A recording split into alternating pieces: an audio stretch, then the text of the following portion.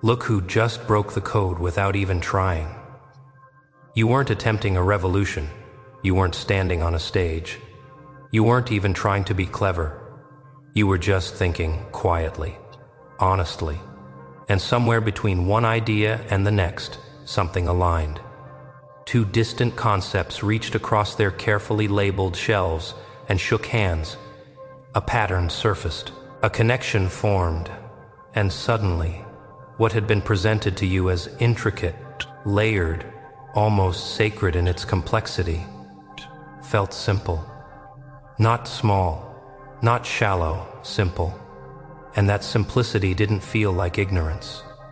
It felt like clarity. It happened in a moment so ordinary it almost escaped you. Maybe you were staring at a whiteboard covered in formulas. Maybe you were listening to a lecture thick with terminology. Maybe you were scrolling through an article that kept circling its own point. And then your mind did something unremarkable and yet quietly radical. It asked, "What if this is the same pattern I saw over there?" And you followed that thought. No permission requested, no credentials displayed. Just curiosity walking across a boundary that had always looked solid.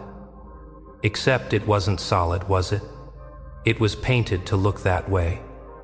You've been told for years that knowledge lives in separate rooms, that mathematics belongs in one wing of the building, biology in another, economics on a higher floor, psychology in the basement. Each guarded by specialists who speak in dialects refined enough to keep outsiders hesitant. But your mind doesn't care about walls.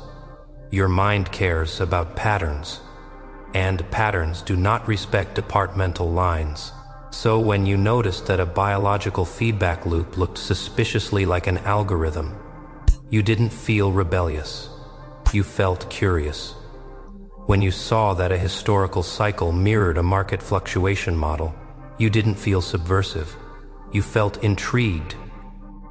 When you recognized that a psychological principle echoed something in design or music or systems theory, you didn't feel dangerous. You felt awake. The shift was internal, subtle, a quiet rearranging of mental furniture, and yet the atmosphere changed. Not dramatically, not with alarms, but with a certain stiffness in the room. Because when you speak plainly about something others have spent years learning to describe in layers, it unsettles them. Not because you're wrong, and not because they're malicious, but because simplicity threatens identity. Understand this clearly. The professionals, the specialists, the guardians of structure, they are not villains. They are builders. They have invested time, energy, and self-worth into mastering frameworks. They've climbed ladders built on complexity. They've proven themselves fluent in languages designed to refine precision. And precision matters. But sometimes, in pursuit of refinement, clarity gets wrapped in ceremony. Sometimes, in protecting nuance, we build mazes where straight lines would do. When you offered your simple observation, you didn't intend to challenge anyone. You were just tracing the shape you saw. Yet the response came quickly, a tightening of posture, a careful correction, a reminder that it's more complicated than that. And maybe it is, but maybe not in the way they mean. You weren't dismissing complexity. You were seeing through unnecessary complication. There is a difference. They are trained to defend nuance. You are drawn to coherence. They guard frameworks. You cross, reference them. They specialize. You synthesize. And when synthesis appears without formal invitation, it feels like someone walked through a wall that was meant to signal authorized access only. Except the wall was chalk, and you didn't smash it. You simply brushed past it and noticed the dust on your sleeve. That moment, the one where it clicked, wasn't you conquering a system? It was you trusting your own cognition. It was you allowing your mind to move laterally instead of vertically. Instead of climbing deeper into one narrow well, you stepped back and saw how several wells connected underground. It felt almost embarrassingly obvious, didn't it? That's the part that lingers. If this connection was so clear, why did it feel like stepping into forbidden territory? Why did the air change when you articulated it? Because structures become comfortable with the way they organize themselves. Disciplines define their borders not only to focus research, but to preserve clarity of role. If everyone can walk freely between rooms, then who holds the keys? But you didn't steal keys. You noticed the doors were never locked. Your clarity did not invalidate expertise. It reframed it. The truth is, expertise and independent thinking are not enemies, but they operate at different speeds. Institutions move carefully. They preserve methods. They reward depth within boundaries. And that stability has value. It prevents chaos. It ensures rigor. But it can also calcify. And when something calcifies, fresh air feels disruptive. You are not anti-institution. You are anti-unnecessary opacity. You are not dismissing decades of study. You are noticing when explanation becomes ornamentation. There is courage in saying, "What if this is simpler than we think?" Not arrogance. Courage because simplicity strips away the theater. It removes the layers that make certain conversations feel exclusive. It democratizes understanding. And that can feel destabilizing to those whose identity rests on being interpreters. Again, not because they are wrong, but because their investment is deep. You, on the other hand, are invested in coherence. You don't crave status from complexity. You crave clarity from connection, and that's why your mind walked through walls. You didn't reject their frameworks. You saw how the frameworks overlapped. You didn't mock the maze. You realized the maze was drawn in chalk. And now that you've seen that, you can't unsee it. You'll notice it everywhere. In meetings where elaborate presentations circle a point that could be stated in one sentence. In debates where terminology multiplies but insight remains static. In models that appear intimidating until you strip away their decorative layers and find a core principle that fits in the palm of your hand. This clarity won't make you louder. It will make you quieter. Because once you understand something deeply, you don't feel the need to perform it. You'll speak less, but when you do, your words will cut through fog. Not aggressively, not dismissively, just cleanly. And some will resist that, not with hostility. With hesitation, they will ask for citations, credentials, formal alignment. They will reintroduce nuance to ensure balance. And that is their role. Yours is different. Yours is to connect. To notice that the algorithm looks like evolution, that the market behaves like an ecosystem, that memory mirrors architecture, that rhythm echoes mathematics. To see the pattern behind the curtain, not because someone is hiding it, but because no one thought to draw in one continuous line. There is a profound humility in this realization. You did not break the code. You simply read it without fear. You didn't overthrow complexity. You navigated it sideways. And that shift, from vertical specialization to lateral integration, is not rebellion. It is maturation. The world does not need fewer experts. It needs more connectors. It needs people who can respect depth while also recognizing symmetry, who can listen to a physicist and hear poetry, who can watch an artist and see systems, who can read a historian and recognize a pattern in data science. You are becoming that kind of mind. And that mind is not threatening. It is necessary. The future will not belong to those who hoard categories. It will belong to those who bridge them. But this is only the beginning, because clarity, once experienced, demands responsibility. You will be tempted to dismiss what others complicate. Resist that. Depth still matters. Precision still matters. Institutions still matter. They built foundations that allowed you to make your connection in the first place. Your role is not to tear down. Your role is to illuminate intersections, to say gently, "This reminds me of something else." To hold simplicity and nuance in the same hand, to recognize that intelligence is not measured by how deeply you can burrow into one silo, but by how flexibly you can move between them. You didn't break anything. You remembered how to think. And in doing so, you stepped into a quiet confidence that doesn't need applause. This isn't about proving anyone wrong. It's about proving to yourself that your curiosity is trustworthy, that your mind, left to roam without artificial fences, is capable of synthesis that feels both elegant and grounded. And as you sit with that realization, as you feel the quiet hum of understanding settle in your chest, you begin to sense something else. If one wall was chalk, how many others are? That question lingers longer than the first breakthrough ever did. If one wall was chalk, how many others were never brick to begin with? You don't ask it with rebellion in your chest. You ask it with curiosity, not suspicion. Curiosity, because once you've felt the texture of a boundary dissolve under your fingertips, you stop assuming that every boundary is structural. Some are functional, some are necessary, but some are simply habitual. And that distinction changes the way you move through the world. You begin noticing how often people defend frameworks, not because the frameworks are flawless, but because they are familiar. You start to see that complexity sometimes acts as insulation. It cushions identity. It protects status. It preserves the feeling of mastery in a world that changes too quickly. You don't resent that. You understand it.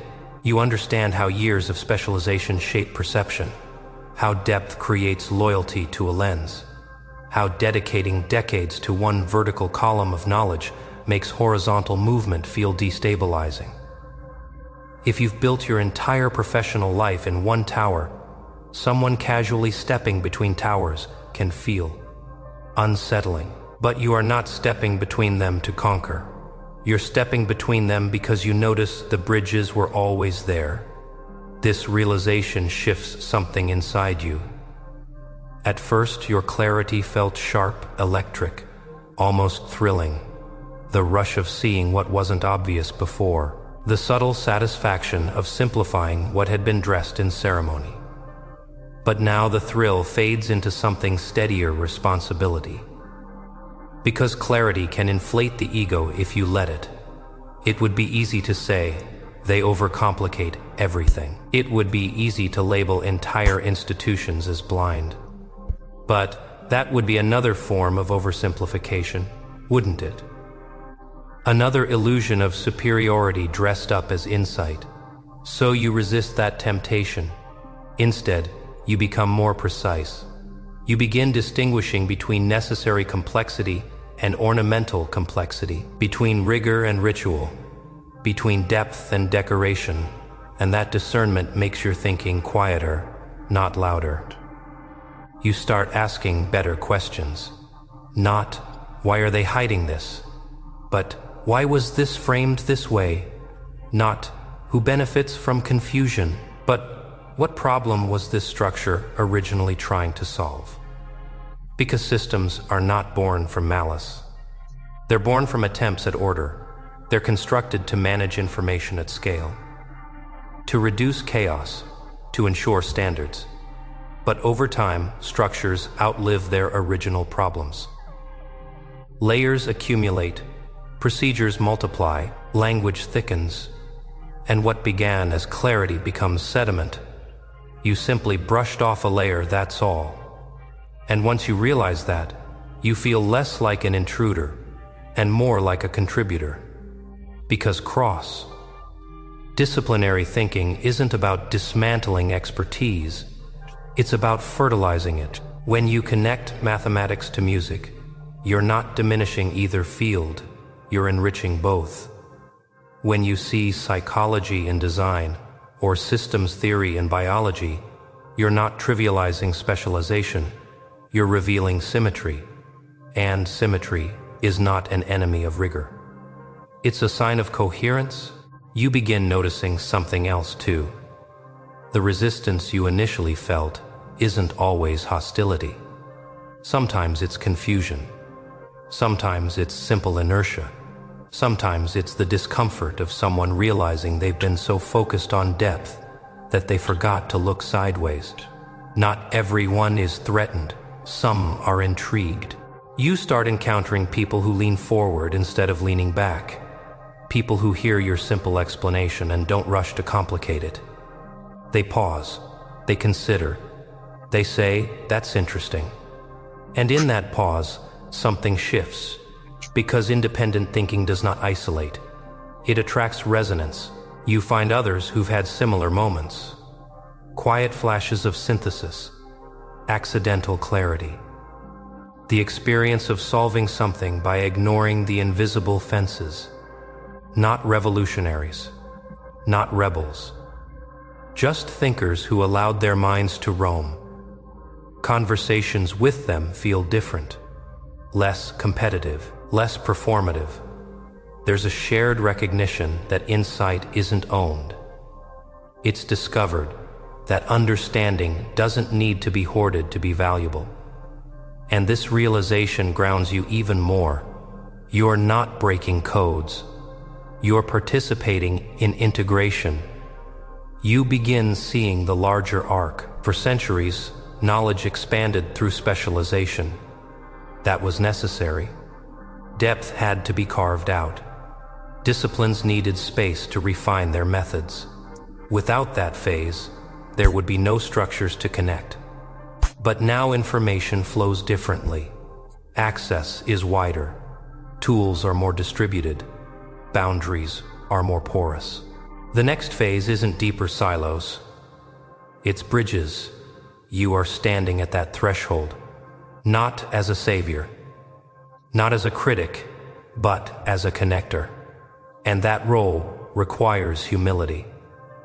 Because true integration respects the source material. It doesn't dismiss the mathematician's precision or the biologist's data.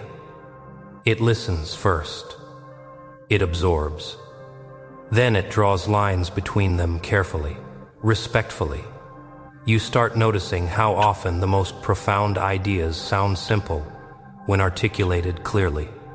Not simplistic, simple, elegant, direct, comprehensible. And you realize something profound.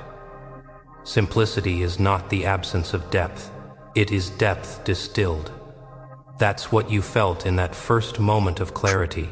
Not a collapse of complexity, but its compression. Like pressure turning chaos into pattern. And that compression is powerful, but it must be handled gently, because clarity can become arrogance if it forgets its roots. So you anchor yourself. You continue reading deeply. You continue listening to experts. You continue valuing rigor, but you no longer feel intimidated by jargon. You no longer assume that length equals intelligence. You no longer equate obscurity with wisdom. You ask yourself one quiet question again and again. Does this illuminate, or does it decorate? That question becomes your compass. And as you move through conversations, classrooms, boardrooms, articles, debates, you begin noticing something subtle.